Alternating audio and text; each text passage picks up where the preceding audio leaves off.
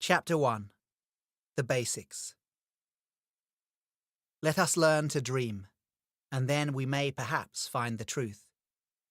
Friedrich Kekule. Lucid dreaming is both magical and misunderstood in equal measure. That's why it's useful to have a stable ground of understanding before applying the practice. So let's prepare our ground, weed out the facts from the fiction, and open our mind to the limitless potential of the field before us. What is a lucid dream? To start by clarifying terms, a lucid dream is a dream in which we are actively aware that we are dreaming as the dream is happening. But don't be deceived by this dry definition. Lucid dreams are commonly described as among the most thrilling experiences to be had. A fully lucid dream is not a hazy, imprecise phantasmagoria, but a full-colour, high-definition and hyper-realistic experience. It can profoundly reconfigure our perceptions of reality. Lucid dreaming is a form of mind training in which we learn consciously to recognize our dreams as dreams while we are dreaming. As with all forms of mind training, the aim is to be more aware and more awake, to switch off the autopilot and to wake up to life. To dream lucidly is to live lucidly. The term lucid dream was supposedly coined by Frederik van Eden, a Dutch psychiatrist 100 years ago, but is misleading. My workshop participants sometimes describe a particularly intense, vivid dream they have had and ask whether this could be classified as a lucid dream. My answer is always that if you have to ask whether a dream was lucid, it probably wasn't. When you've had a fully lucid dream, you won't be left wondering if it qualified. To avoid this confusion, some have put forward the alternative term, conscious dreaming. But the word lucid originally conveyed the meaning of having insight, rather than describing the perceptual quality of the experience. It is this element of insight that is the cornerstone of the lucid dream. In fact, it reveals the profound potential of the mind in a way that few other states of consciousness can, because through lucid dreaming, we become aware of awareness itself. This awakening of awareness within the dream state is not accompanied by any physiological awakening.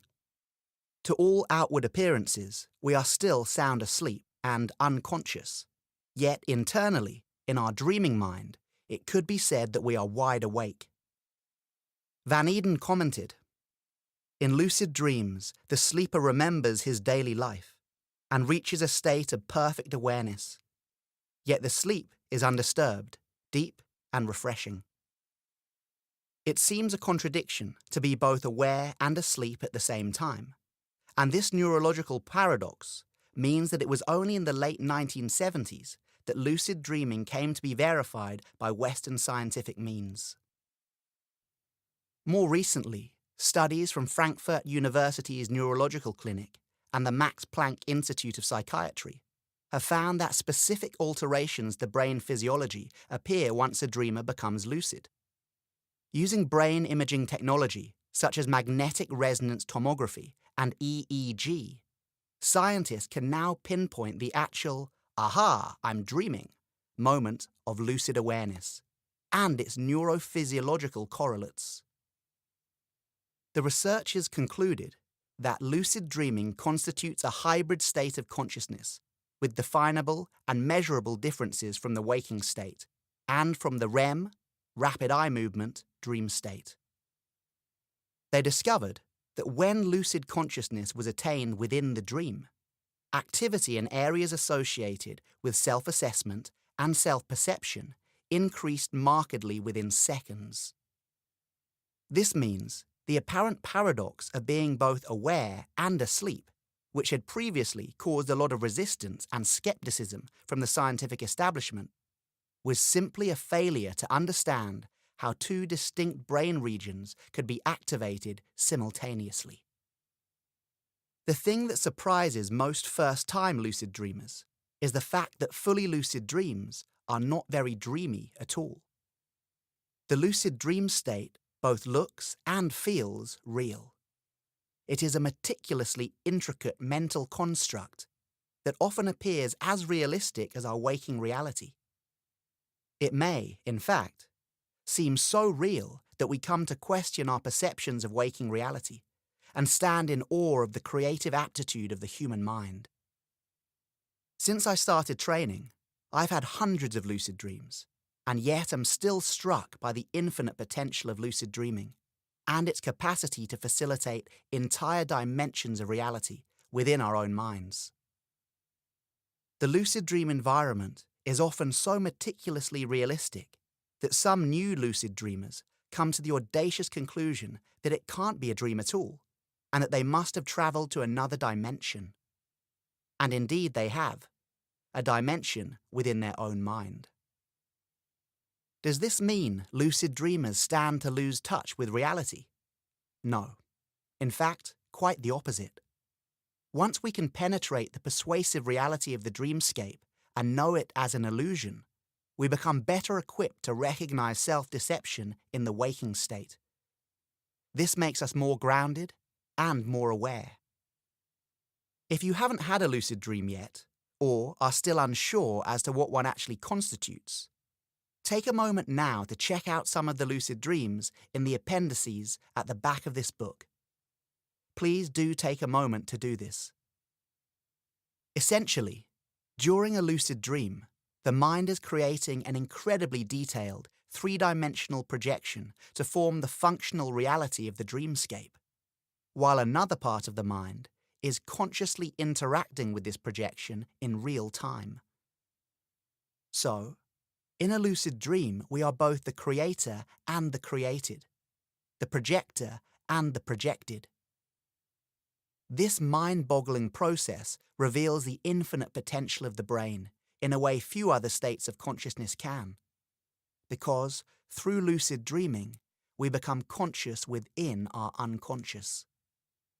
This opens up the possibility of directly interacting with psychological aspects and archetypes at a seemingly tangible level. My friend, the lucid dreaming expert Robert Waggoner, once told me, "Lucid dreaming helps us to see the magic that already exists." It's true. While we are learning to see through illusion, lucid dreaming nonetheless gives us a tangible experience of the magic of the dream state. In a fully lucid dream, the quality of cognitive awareness allows us to interact directly with the dream and to influence it. Given enough lucidity, we can experience a dream with exactly the same reflective awareness as when we are awake. We know that we are actually asleep in our bed. We remember what we had planned to do once lucid, and we know we are moving around our own psyche. Lucid dreaming is not easy to master, but it is undeniably one of the most exciting and rewarding practices we may ever engage in, with a wealth of both psychological and spiritual benefits. Within the framework of mindfulness of dream and sleep, more about that later, it's a completely safe practice, open to all ages and abilities, offering a unique insight into our own psychology. In a letter to a mourning friend, Albert Einstein once wrote, "A human being experiences himself, his thoughts and feelings, as something separated from the rest, a kind of optical delusion of his consciousness. To try to overcome this delusion is the way to attain true peace of mind." Through lucid dreaming, we can overcome this delusion, as we experience a fully realistic reality, which may seem separate from us, but which we know we are dreaming into existence and is actually within us. Thus, we are introduced in visceral fashion to the radical notion that duality may be a delusion. In a lucid dream, we are one with everything, because we are everything. This experience can help dissolve our sense of isolation in the waking state, allowing us finally to wake up to the oneness on which Einstein and the mystics of the ages have been so eloquent. What is the Lucidity Spectrum? Dreaming is not as clear-cut as just lucid or non-lucid. There is, rather, a lucidity spectrum based on the degrees of awareness within the dream, ranging from a suspicion that we might be dreaming to fully conscious reflective awareness. I've identified 4 main levels of lucidity, although this is a very basic system of categorization, and it's not necessary to stick to it rigidly. Our transition through the spectrum is not always a linear one either, and although level 1 may often lead to level 2 and so on, it is also common to find ourselves at level 3 or 4 straight away, thanks to a sudden burst of awareness. Level 1. Pre-lucid. Pre-lucid is a term coined by Lucid Dream researcher Celia Green to describe the state of mind in which we critically question the reality of the dream. Although this experience can lead straight to lucidity, it's often a state that beginner lucid dreamers may visit frustratingly frequently without becoming lucid. In the pre-lucid state, suspicions arise that we might be dreaming, usually after we have become aware of some bizarre dream anomaly. For example, we are pre-lucid if we find ourselves thinking, "Hang on, I don't usually go out in public in my underwear. Could I be dreaming?" Level 2. Semi-lucid. Here we experience the aha moment of lucid awareness, but then slip back and forth between lucidity and non-lucidity. We may be lucid one moment, then become distracted by the dream, and slip back into non-lucidity. More commonly, the initial lucidity flash can be so exciting that we wake ourselves up. "Hang on, I don't usually go out in public in my underwear. Could I be dreaming?" Soon becomes, "Oh wow, I actually am dreaming. This is so exciting, I can't wait to try to..." And then we find ourselves awake in our bed. In fact, for some beginners, this initial overexcitability means that their first few lucid dreams may only last a matter of seconds before they wake up. We'll look at ways to avoid this in part 2. Level 3. Fully lucid.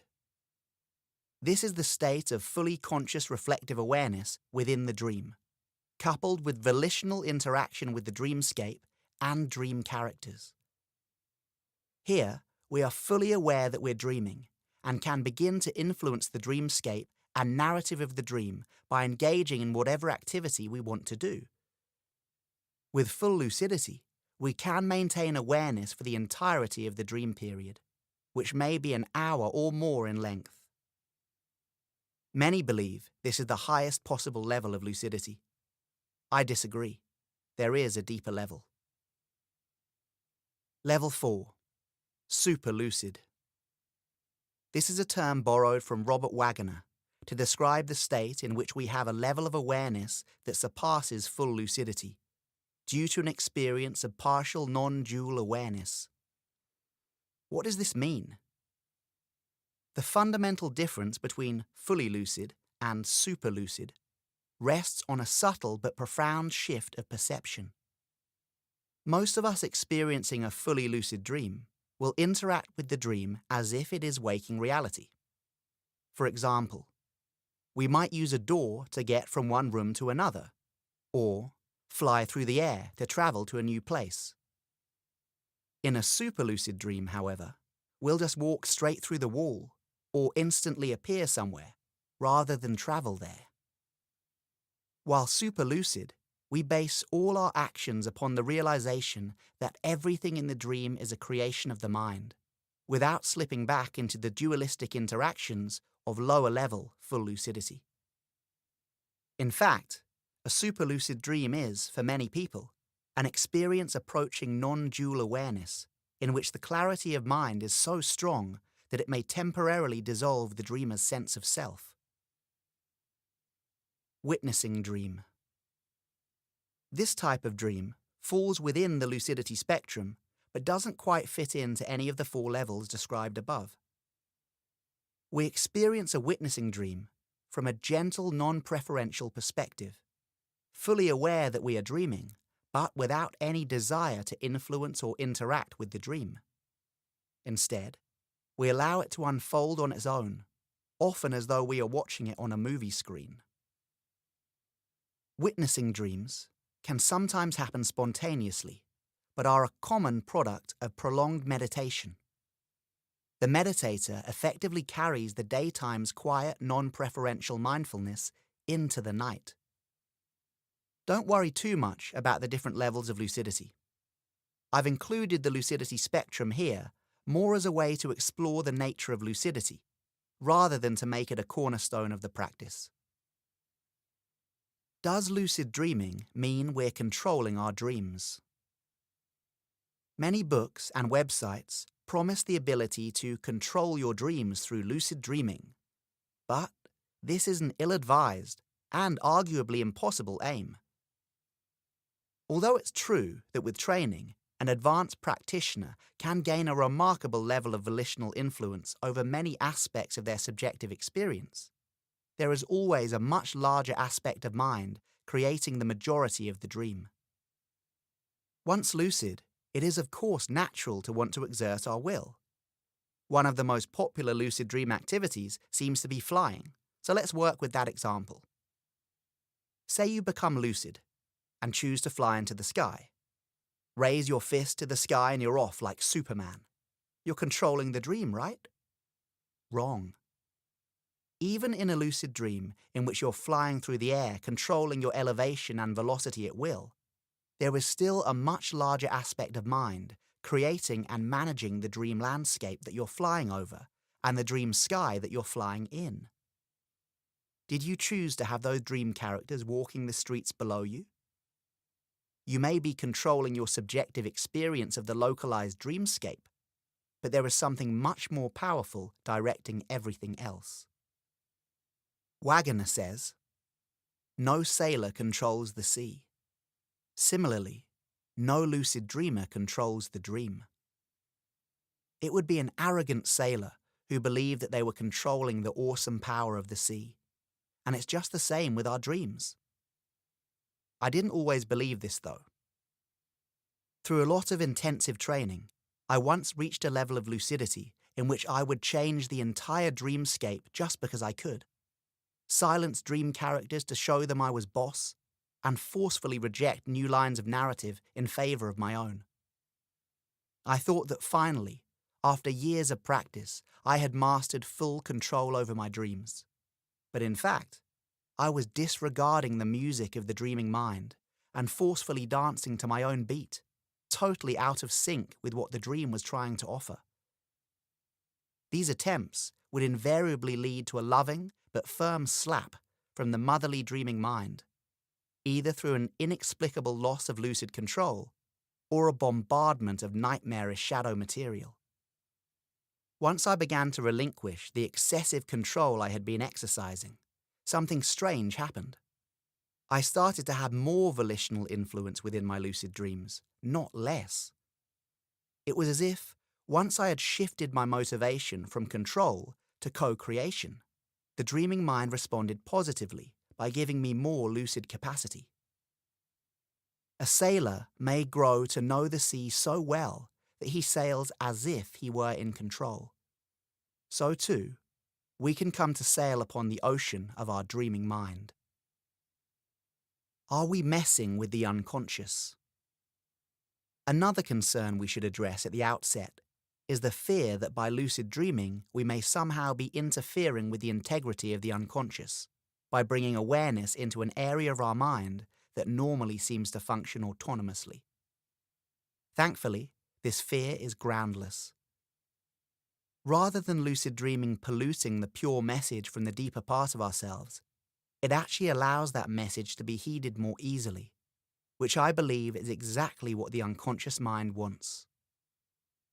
The unconscious actually enjoys lucidity, because finally a line of direct communication is being set up between it and the conscious mind, and it takes joy in dealing with greater awareness and greater consciousness. Finally, it can talk to us face to face. With every dream, the unconscious mind is offering us a hand of friendship. But far too often, this is an offering we ignore, either by not remembering our dreams or by failing to acknowledge their value. Once we become lucidly aware within the dream, however, we are extending a hand towards the unconscious mind and finally making friends with it. As Rob Priest says in The Psychology of Buddhist Tantra, when we are willing to take the psyche seriously and listen to its symbolic expression, we can gain greater clarity and insight into the forces that influence us. We will no longer be victims of the unconscious. This is one of the core benefits of lucid dreaming, making friends with ourselves.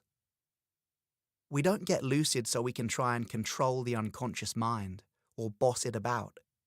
We get lucid so that we can make friends with it, commune with it, and finally start listening to it. As with any friendship, we have to learn to accept our new friend on equal terms, not censoring or arguing with them, but listening to them with an open heart. This is the most important friendship we may ever have, and it is a friendship that will spill over into our waking state too, in sudden bursts of creativity or spontaneous insights, which let us know that our new friend is always with us, even when we're not dreaming.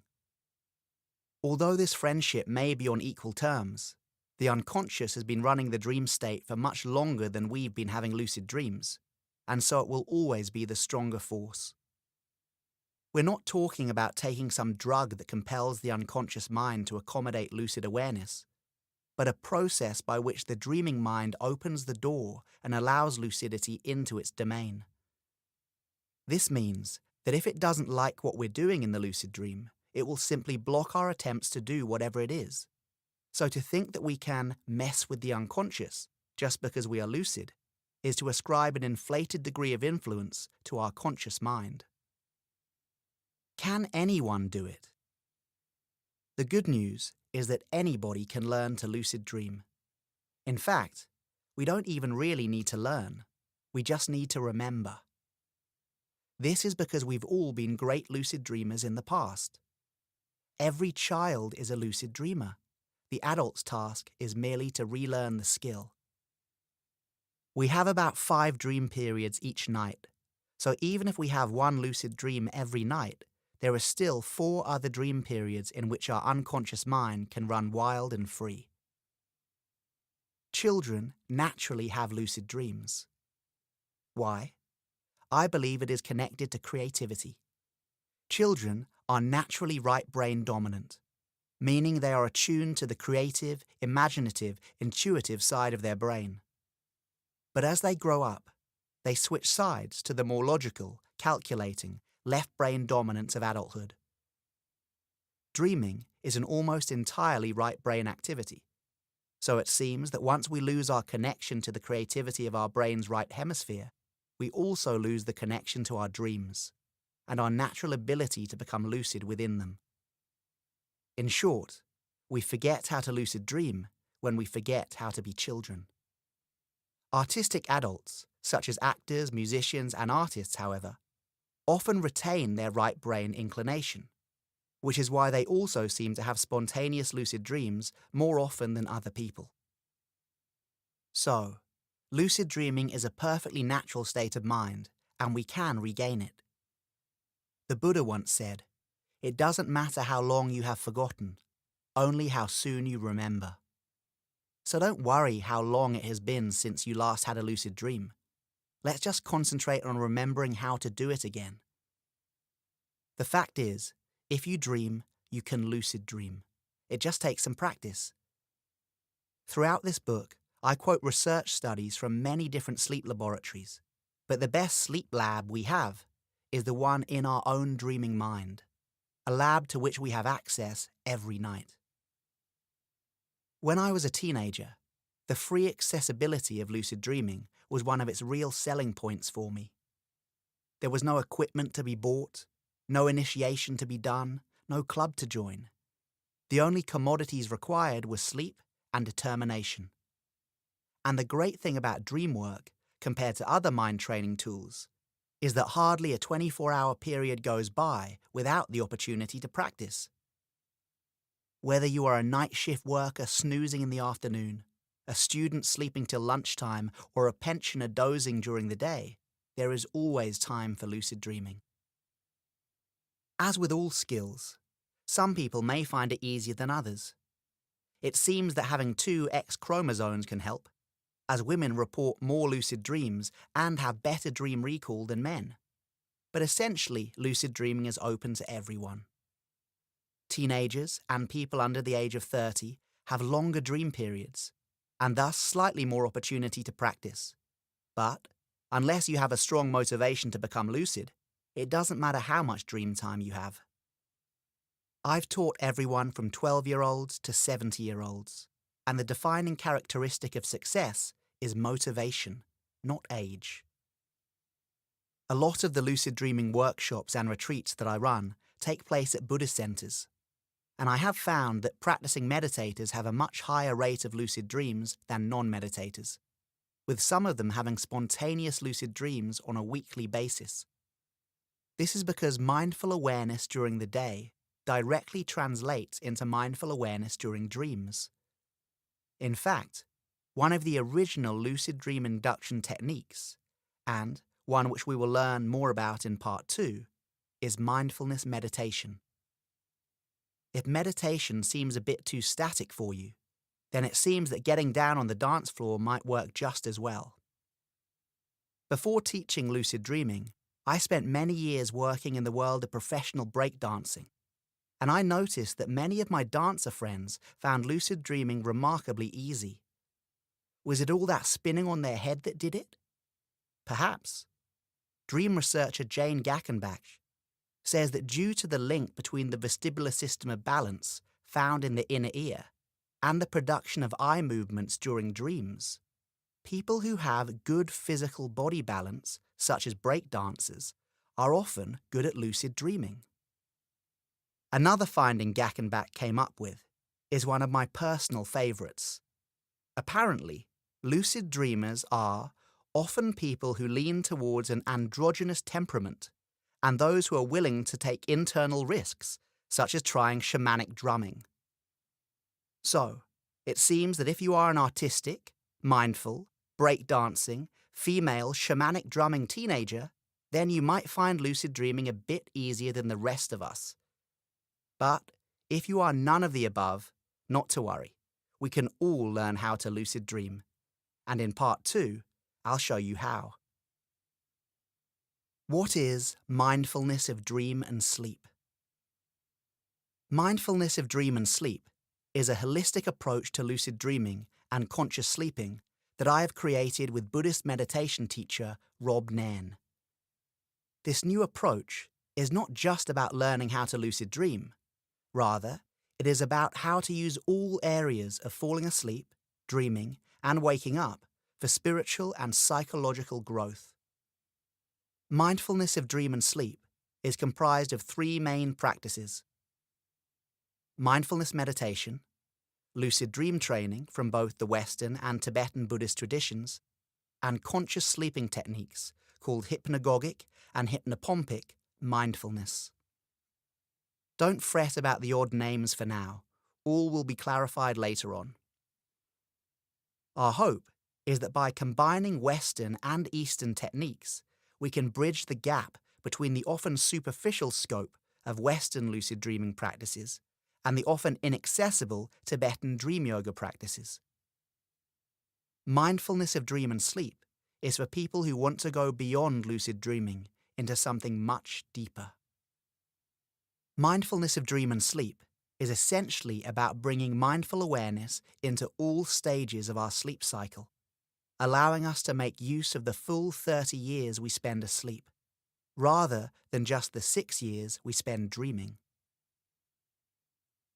By developing our training across all phases of sleep, rather than just within the lucid dream state, we can offer a far more holistic and wide-ranging system with benefits that extend well beyond our dream world into our waking life. Much like lucid dreaming, mindfulness of dream and sleep may sound like a paradox, because we are so accustomed to thinking of dream and sleep as unmindful processes. However, it is possible to be aware during most periods of dream and sleep, and this awareness will paradoxically lead to more refreshing and beneficial sleep. The ultimate aim is to allow mindful awareness to gently infuse all stages of our sleep cycle. This leads to a deep deconditioning process that will also permeate our waking state, allowing us to wake up to life with more awareness and to live as we dream, lucidly.